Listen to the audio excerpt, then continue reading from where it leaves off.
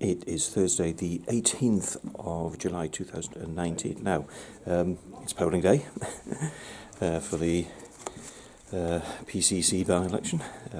Where am I? I'm actually in Sunderland, here in Civic Centre, because despite the by-election, everything else has to continue, and I'm here at a North East Combined Authority Scrutiny Committee. Well, the meeting's now over, and I've just got back to Gateshead, took the metro out there to Sunderland and back. Got full council this afternoon, but I'm not got time to get home. So sadly, I'm actually going to have to part with some money and buy some lunch here at the Civic Centre. Well, I'm back in the opposition office now, so got my sandwich, and I've let myself have a bag of crisps, all that junk food. Right, two things about that meeting at Sunderland. Both actually really good examples of how governance and politics are in a complete mess at the minute. The first one is about devolution. Now, I've said it before and I'll say it again. The way the devolution settlement was brought to the North East has created an utter and complete shambles. And now that the region has split off into three combined authorities, okay, you can accept maybe Cleveland wanted to go their own way, but the rest of the region has just been split down the middle by the Labour Party and their tantrums and their civil war.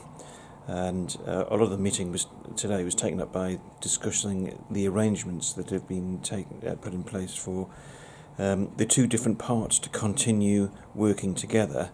And all the extra meetings that have been held and so on. And the whole point about devolution was that we're all meant to be joined up, bring things together and under one umbrella. And what we've got is the complete opposite. We've just got it fracturing all over the place.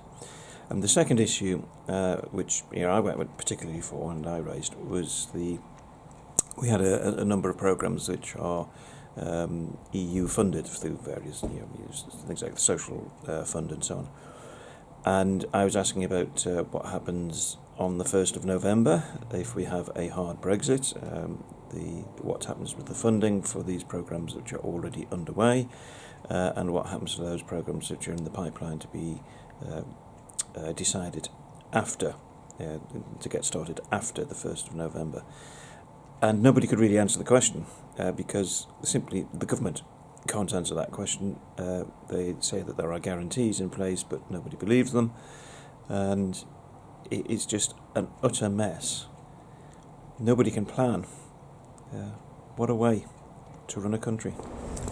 Well, a full council meeting now over, blessedly short, half an hour, and we had the cabinet report was my main opportunity to speak, and I raised the issue about how Martin Gannon at the last full council meeting had said that he was going to have the cabinet report scrapped, and subsequently I'd had a conversation with him about what I think should go as its replacement.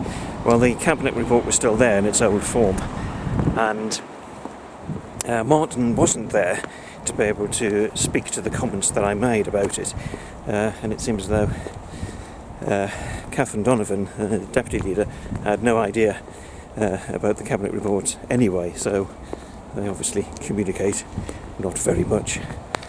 So, meeting now over, and I'm heading back home, and then it'll be time to vote. Well, it's coming up to about 8 o'clock in the evening, and I think it's about time that I did my public duty and went to the polling station to vote.